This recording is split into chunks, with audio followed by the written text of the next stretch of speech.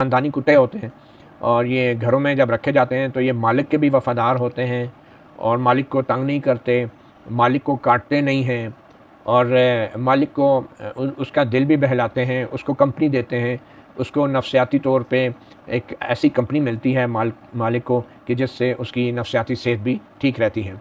तो ऐसे कुत्तों के इंतखाब के लिए जिसको घर के अंदर रखा जाना है, बड़ी मेहनत की जाती है। तो हाइब्रिड कुत्ते भी रखे जाते हैं, हाइब्रिड खच्चर भी होते हैं। और हाइब्रिड खच्चर जो है बड़े मेहनती होते हैं, वो ऐसी ऐसी जगहों पे मुश्किल काम करते हैं जहाँ पे आम गधे या घोड़े का भी बस नहीं चलता। तो हाइब्रिड होते बड़े स्ट्रांग हैं, मगर फिर वो आगे नस्ल नहीं उनकी चलती, वो डिलीवर नहीं करते, वन टाइम के लिए यूज़ होते हैं। हाइब्रिड हमेशा डिस्पोजेबल होते हैं, खच्चर जो, मैं खच्चरों की बात कर रहा हूँ। तो ये जो हाइब्रिड की बात शुरू हुई थी कि होता क्या है, वज़ीर दिफ़ा ख्वाजा आसिफ ने कहा कि ये एक हाइब्रिड निज़ाम है और हमें बहुत पहले इस पर इक्तफ़ा कर लेना चाहिए था। तो थोड़ी देर के लिए बड़ा अफसोस हुआ।